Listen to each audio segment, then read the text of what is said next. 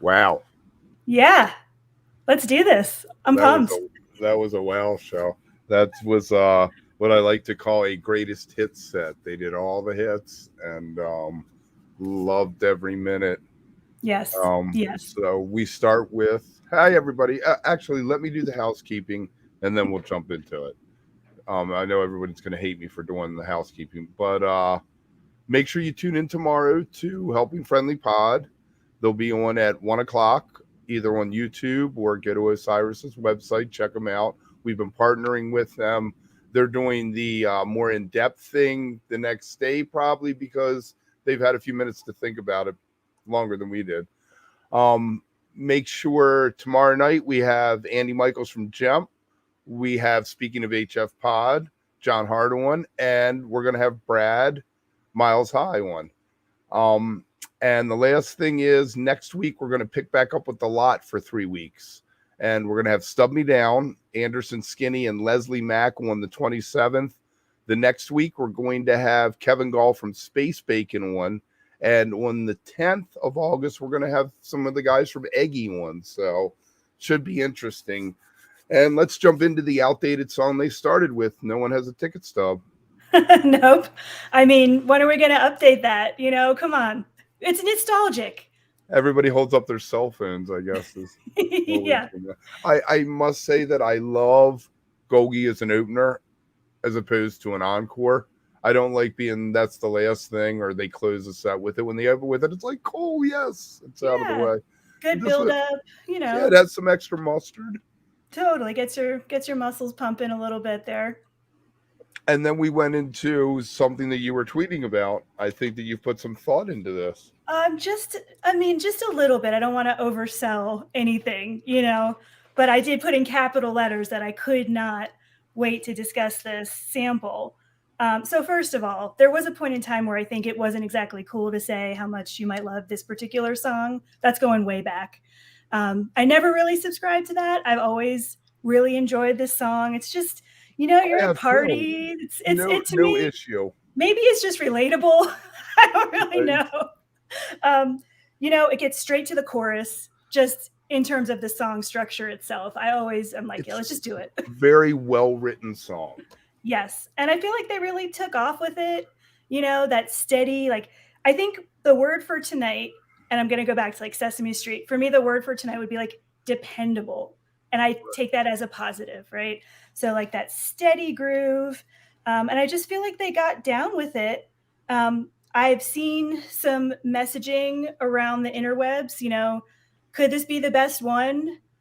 It's going to be that versus Baker's, I guess. It is. And I was trying to use this 15 minutes judiciously to go back and listen to that, and I did not have time. But I want to really sit down with them because it really is becoming a consistent, jam song and vehicle, and I'm here for it. I'm waiting for them to close the second set with it one night and then having all of Twitter melt over it. But do like a 15-minute version like tonight that's just, it does what it's supposed to do. It's, there came this point where they wrote like Down with Disease and then Character Zero, that they were writing big arena rock songs. It was after they did Quadrophenia. They bought into the Who and, the arena rock thing and started to write these, Yeah, and I think tonight, I know we're going to get there, but I definitely think they really hit us with a lot of those just rockin' classics. And I read nothing after 98 in the first set. Mm-hmm.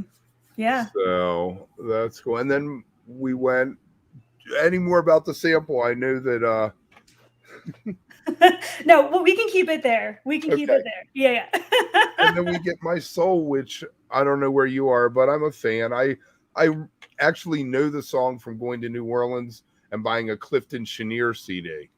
And it was on there. And then Phish did it like 3 months later, it appeared. It was one of those kismet things for me. That's pretty sweet. Yeah, you know what? I think it's good, gets a little Phish bluesy with it. As close as they can get. Exactly. So you got to put the Phish in front of it, but it's their version of what that's going to be. And it's a good one. I think it's a nice little stepping stone. out of something else that maybe was a little more jam heavy. So mid-tempo rocker between two bigger things. Yeah, 100%. I mean, I didn't expect what was coming after that, but I was more than glad for some gumbo. Who isn't? Yes. I mean, it's hard to find someone. Actually, if anyone's out there that's not a fan, I would really love to know about that. Much better. I'll tell you a story later. Much better than wherever was Charlotte on spring tour. Did I say Charlotte again? And he's Charleston. That's okay. There were some Charleston set connections tonight. Okay. I think. Yeah. But they got the jam. Paige, I think, was feeling it. He stood up. Whenever Paige stands up, it tends to mean things are getting serious. Yeah, he's really focused, you know. So with Gumbo, though, I do have a lot of expectations, and partially. Were you at Star Lake in '97? I was not at Star Lake, but I think just kind of coming up and really getting into Phish in the years where they had the horns and everything, it's so hard to hear that song and just not immediately place that section right where it should go. And the live one version really is the one that pushed that song into the forefront of you muted. Absolutely. Okay. Am I echoing or something? No. I had a visitor here, a 10-year-old visitor saying hi. And then, okay, so we get the gumbo, and then we get the first repeat of tour with a little 3-minute, is it a Saw It Again reprise? Little ditty. Yeah, get some I'm get a some big energy fan of out. calling things reprise this tour. That was a Sigma Oasis reprise the other night. I like that. I think I missed that one. Yeah, I would say this to me felt the most like, I don't want to say that it's a song that's contrived, but it has the most bells and whistles to it, right? Which it's supposed to. That's how it goes. So this kind of stood out for me as like, okay, this is the one where it's the attention getter. Are you there? They knew we all were. And I think it was a smart way out of where they were in Gumbo. That Gumbo probably could have lasted another 5 minutes, because the timbre, I saw a couple people tweet about, hearing the timbre in the jam out of Gumbo. So, but maybe that's Trey is trolling us because he knows we're all like, oh, they haven't done any repeats. Are they going to do a repeat tonight? I love it. And I honestly think that has to play into their mindset. I mean, we remember Fishman from last summer talking about the troll button. I mean, that they're paying more attention than we probably can they let on. Somebody's paying attention and getting it back to them. Exactly, they probably aren't trolling themselves. They're probably at that level. Safe, I just want to picture them all sitting there on their phones all day, nothing else to do. Laughing at us. Thought. Yeah. But I have to say, so Timber Ho, that was kind of maybe the first time tonight I really said, I'm feeling the bass. I'm really feeling Gordon doing his thing and kind of out in front, even with all the other great things. Yeah. I mean, I don't know, that could just be me, but I was really enjoying it. Maybe because of that, I started focusing in on him a little bit more for the rest of the show. Okay. Well, thank you for not looking that up for us. I love Timber. So fun. The first time I saw it, I had never heard it before. I was like, what the fuck was that? And someone's like, oh, it's some old blues song. And I was like, oh, I love this band. I think it's great. And I mean, I think, this is kind of going from such a well-known song to something that maybe's been played 2-3 times. But I saw a tweet with a link to just Timber right off Chilling Thrilling. And I had this moment where I'm like, wait a second. Because you know what? I never take anything for granted with this brain. Did I miss something, right? Did I totally just imagine the last however many decades of my life? No. So it happens, right? We can be honest about that. We have our moments. We all do. We all do. Then we end up with a very short meet. The last couple meets, I think, they played with the dun-dun, part a lot more. Hershey last year and somewhere in the fall. Yeah. I mean, I get so excited when I hear that song because I want it to just go. And it's fun no matter what, for sure. We got the ape sound or whatever whatever we're calling it. And it just, I think I'm very easily distracted. It just has the ability when it's right in the middle of something, I'm just like squirrel, So I was like, okay, fine. I think we had a really nicely placed one in later in the show. Oh yes, there was definitely some good yes. A couple very responsibly used. Right, exactly. Done with care. There's a warning label on the back of that thing, I tell you what, Trey the other night with during I Didn't Know in the Man, when he was on the drums, he started hitting the yes like over and over. I was like Revenge of the Jedi. Just so much fun. We'd all be doing the same thing. I have no self-control. And then we got Lawn Boy, which I know I might get shot, but I can take or leave. Mm-hmm. That and I Get Around. I know it's cool. Hey, Paige walks out and he sings. I'm okay with it. I think clearly he was enjoying himself, and that's always nice. Oh, he loves it. Yeah, I don't think he is. Oh, totally. And I don't think they played it in a while. I looked it up. I think it was definitely 21 the last time they played it. So it's been probably a little like while. the Gorge or somewhere. I think they did it somewhere out west on that. Yeah, fall. I know it had been some time. So give that front couple rows what they came for. They won't do it at Merriweather. At this point, that's what I'm thinking. Every show, I'm like, well, okay, if I don't want to see that, it's cool that they did it. You just kind of keep the list by you, right? Like, okay. 2 spreadsheets. I got 2 spreadsheets. That's right. Well, I mean, you got to pay attention to those things. But it wasn't completely overblown. It was there kind of maybe to help us kind of forget a little bit that Meat really didn't go where I wanted to go. But, when Paige is up there, it's like, okay, you're doing just fine. And then Trey gave for our patience with my friend, I feel like. I'm a fan. God. It's dark. It's abrasive. And it's so complex, right? I mean, you have, and I don't want to skip ahead, but into Gula, I mean, you have 2 very different songs, but both have so much going on in their own way. Wasn't My Friend part of isn't Gaiuti and My Friend somehow attached? Connected they were all written at the same time, or part was feel. One. Yeah. Yeah, definitely. It's that raging guitar. I love that. I want that all the time. For some reason, I just love when they get to that point. We got no ending on it though. Everyone is a fan of meat. There's no vegetarians in the gallery tonight. Yeah, no judgment there. We won't tell anybody. But Gula is, I don't know if you realize, was a 4.0 bust out. The last one was in South Carolina in 19. I mean, we need more synchronized dancing. We need more Turtle in the Clouds. That we need, it's a good thing. Yeah. That song is just a time warp. And I think everybody probably has the one that's for them, but just, hearing that for some reason, it takes me back in the best possible way. And I just love that as kind of a juxtaposition to my friend. Right. It's like, okay, I don't know how I'm feeling right now, but I think it's great is kind of where I was at that point. Very cool. I love the lyric. You don't know what's going on. It's one of those songs I can listen to 100 times and I'm still not sure what's going on. And I don't know if I want to know what's going on.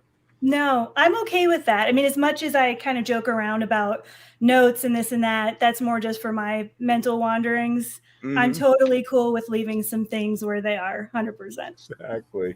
So we had there was an interesting conversation on Twitter tonight about, I said that isn't My Friend a love song?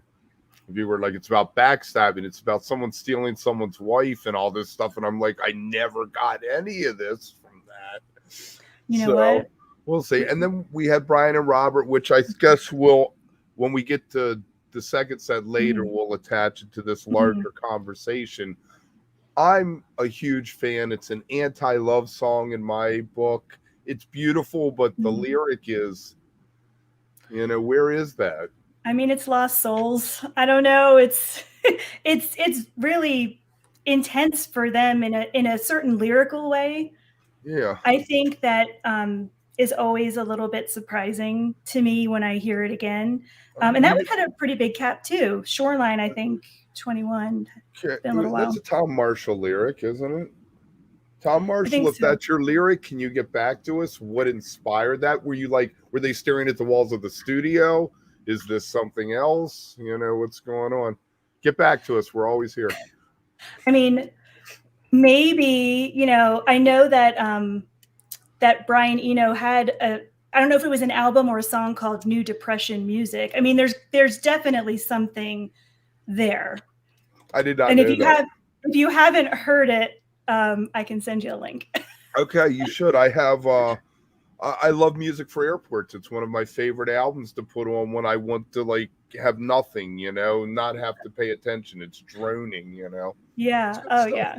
Yeah, I mean, we droned with Walk Away a little bit. I mean, there's your arena rock. That's an arena rock closer.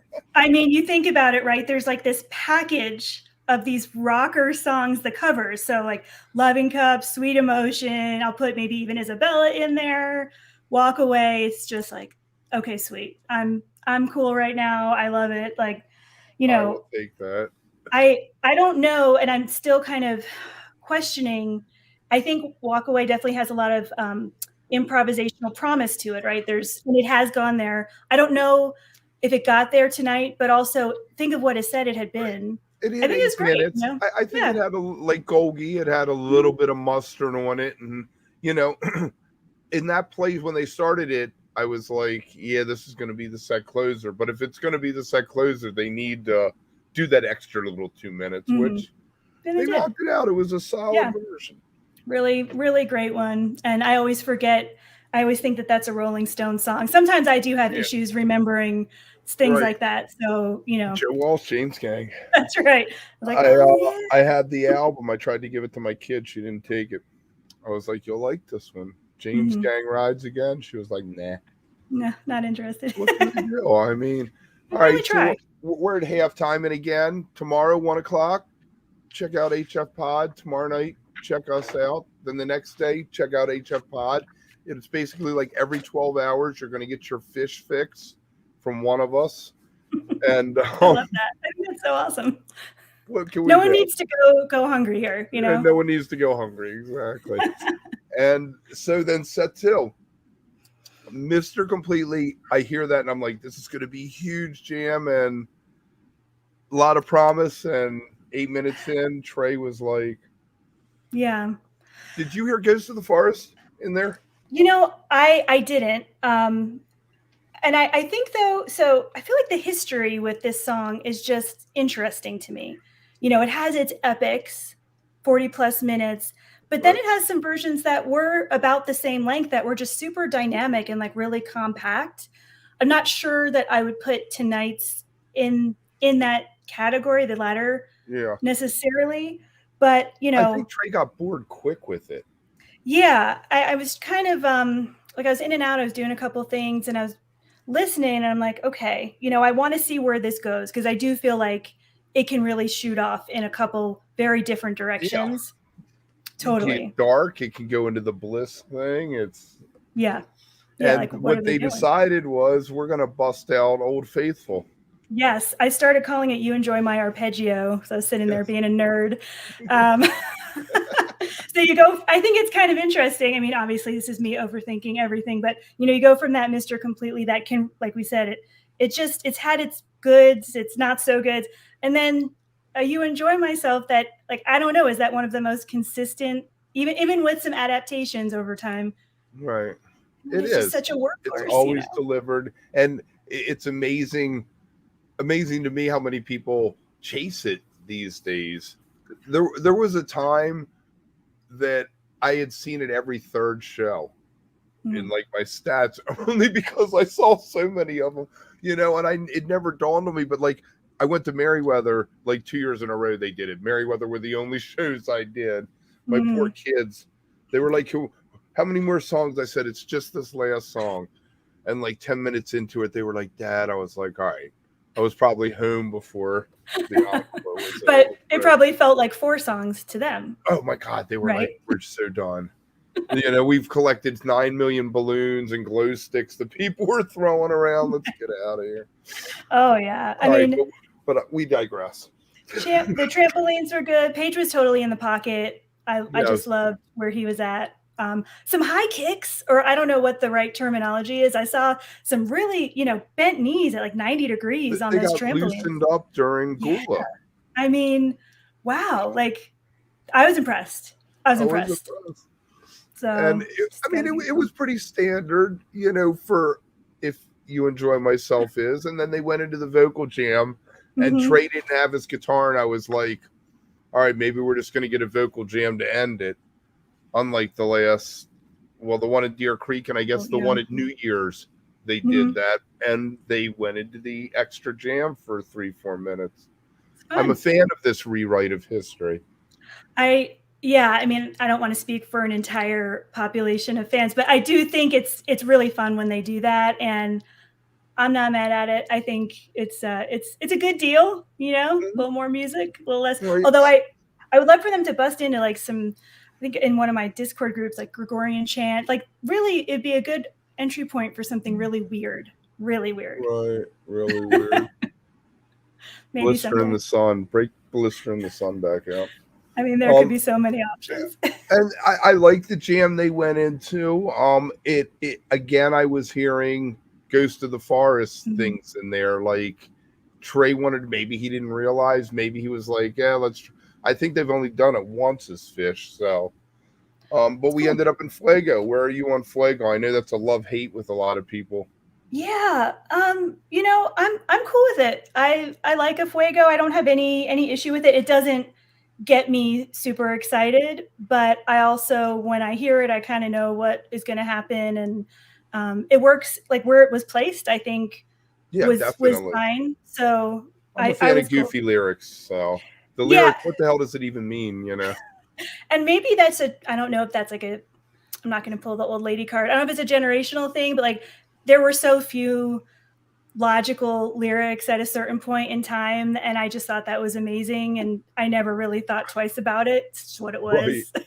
So it doesn't bother me. Exactly. All right, and then we end up at Joy, which we were talking about before the show a little bit, how you had tweeted. What did you tweet exactly? Something that sounded like the English teacher I used to be. It was, so when I heard Joy, and because, obviously so recently, within the last hour or so, Brian and Robert, I think these are songs that's really easy to maybe place yourself into them because they are very lyric heavy and narrative style. So I do kind of see them as maybe two sides of the same coin. I think you could put them as partners or complements to each other. And for me, I take, kind of a mental health view on some of this. And, I have anxiety disorders and work through it. You're saying that Joy is darker than it appears on the surface? I want to know what's going on with Joy. And I think there could be a lot more under the surface there. I think there has to be, Right. But you have these imagery kind of threads of being inside or isolated. And that does, I see that with Brian and Robert and the staring at the right. Yeah. I don't know. Yeah, I mean, so to me, now, are those two songs I'm going to get down to? No. And it's actually two of the very few Phish songs that I really I love them, even though they're not what I would normally be into. Right. Right. Well, no Joy at Merriweather. Nope. But no Boogie on either.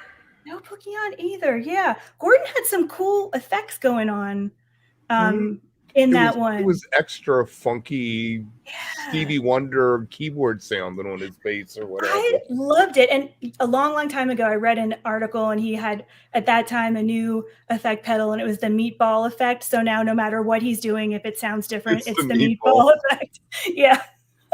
It's some like musician magazine or something. But, I will be honest. This is what I put in quotation marks.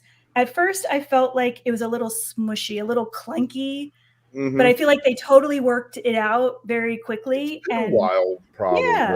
Yeah, and can I tell my Boogie One story? Yeah, I would love to hear that. Okay.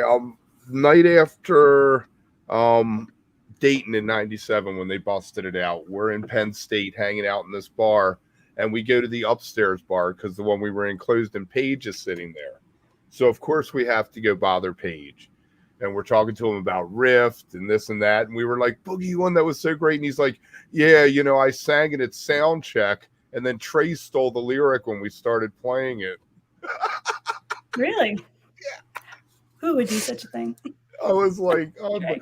The best part, though, is we leave the bar and his handler's like trying to get rid of us. And he's like, why don't we get a picture? And I'm like, that's great. My buddy had a disposable camera. I hand it to Paige. And Paige takes a picture of me and my two buddies. Oh wait, so he took the picture. Yeah, I didn't get a picture. When the guy's like, "Let's take a picture," and I was like, "Cool." And I hand the camera to Paige, and he takes the picture of us. That is one of the most classic things I've ever heard, and I just love that. I mean, there's something really, really poetic about that. Now, I'm sure you maybe wish that the selfie had been introduced at that point in time, but we didn't know what that was. I didn't see the picture for 3 months, and then I was like, damn, Paige took that. All right, we digress again. All right, Sense and Subtle Sounds. I'm okay with it. It's very, I don't know, it reminds me of almost like a Velvet Underground-y kind of like dark place kind of thing. I don't know. Sass with really no sass. Necessarily. Yeah, I feel like this is another one where you really don't really know what you're going to get with it all the time. We did get the intro tonight. Right. I know that's not something that's always done. Last year in AC, they did the intro one night and then played the song the next night. Yeah, just testing it out, it's an A/B test like we do, in my job. Try it once one way and once the other way, see what happens. I'm not that familiar. Do you know if it usually lasts 10 minutes? Do you feel like that was longer than normal, or? I don't know what's normal, but I do, and I could be totally wrong about this, but I do feel like my note literally said it could be jam less or jam full. Okay. I just think it really can kind of bridge those two worlds. And it's another one that has like those multiple sections to it. But I don't know if it always feels like we get all of that completely. Sometimes I don't want to have to pay attention as much as I did. They did Yam, which is compositional heavy, and Fuego, and then Sense. But then they decided to close the set out with 3 old school. I thought the Wilson was a real left turn, though, after Sense. But oh, yeah. I mean, just like you said, Wilson, Possum Cavern, I'm like, whoa. Okay.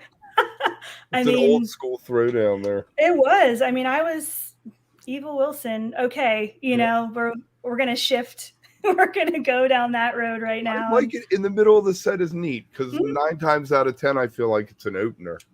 Yeah, I mean, all 3 of those last songs really have kind of dependable placings to some. Right. Well, some more than others for sure. Right. Well, Possum the last few times I think has been in the 2 spot at the first set, like early in a show. So that was cool. It's back to later there. Usually I don't know. Possum for me feels like a first set closer more than anything, but we don't have a stats guy on staff right now. So I know. I just actually. I was saying it's impossible to fact check here. So whatever I'm saying, I wrote down, and if it's wrong, it's 100% wrong. And I'm sticking to it. I'm sticking to it. And the Possum was good. It was 7 minutes. It did what it was supposed to do. I'm sure everybody was up off the ground, cutting a rug there. Absolutely. I mean, and they played it a fair amount in 22, and this is definitely the second time this tour already, right? That they've done I believe that Yam and Possum are the 2 most played songs. All time? Some or tour? Buy-in. Yes. No, all time. Yeah, and Possum I think is number 2. I'm pretty sure about that. Yeah. And then we get Cavern, which is one of my top 5 songs. I love again, it's a lyric that you can listen to 100 times and still draw a new conclusion as to what's happening. Absolutely. And I mean, I feel like I'm just repetitive about this, but some good bass twanging going on. I mean, it was just noticeable. Maybe that was the feed. Right. I'm not sure, but it's a great set ender. Sometimes things are there. Anybody out there notice if Trey got through the lyrics? We That's a have good this point. running joke that Trey always flubs the lyrics. But he It's a has the lot of work. monitor now. He shouldn't flub. He flubbed them in DC in Deer Creek, even though he has the monitor. That newfangled thing, you know. You can see him like Joy. He was looking down. Mhm. He does that thing, tilts the glasses down. I mean, I wonder if that would mess with them trying to have something like that if they're not used to it, you know. But Yep. I don't know. And I think this was where I did tweet award for best placed. Yeah, Oh Fishman. yes, exactly. Yes, I'm Like glad you there it got is. that. Yes. There it is. Fishman nailed it that time. He's Yep. finally figuring it out a year later. I mean, just a little drum thing happening, and then right there is like, okay, we're good. Right, exactly. All right, so Jason says they nailed it, and Joel says he doesn't know, but Yeah. comes out right. Yeah. There it is. And then we got Life Beyond a Dream. And if you like that song, I'm glad that you like it. I think Susan Tedeschi should call Trey up and say, dude, you can't do that song anymore. It's mine. Because that performance at Lock-In with her, she owns that. That lyric, you know, I don't know. That's just me. Beautiful version there. And again, sometimes it's hard to not think of a standout, you know, especially like that. You know, that's not necessarily the way that I would prefer to end a show, but that is one data point. And you know what? It was a great show. Nice. It'd be nice if you were with a partner of some kind. You all could sway back and forth to it. Then, like, or if you had lighters. Do people still have lighters? We could all light. We could all. That's what I'm doing the next time I hear it. I'm lighting a lighter. I think you should. Yeah, absolutely. But I think the last time I was on, I did mention I'm not as much of the kumbaya person. I think it's a Jersey I think that's why we get along. I know there's definitely some simpatico on that, and I'm not saying that Life Beyond a Dream is that, but you know, it's great. I'm definitely not here to. Someone told me after the Man, that it was about drug addiction and recovering from drug addiction. I was like, oh, now you're trying to dump meaning on it. Make you feel guilty for how you feel about it, which is because I don't like Miss You. I don't like Miss You because I learned what it was about, and I'm like, I feel like I'm intruding on someone's like private thoughts, you know. I don't know. Sometimes it's better not to know, like I said. 100%. All right, so tomorrow night I got hold on, let me pull this up so I don't screw it up. I got Miles High, not Pickles, Brad, Andy Michaels from Jump, and John Hart from Helping Friendly Pond, Road J. I wanted to say Road Jimmy. It's Road J. So, can I throw a quick plug really quickly? Yes, of course you can. Definitely. I just feel like this is kind of a fun connection. So I'm going to be with Andy on his show, which has been moved earlier in the day tomorrow.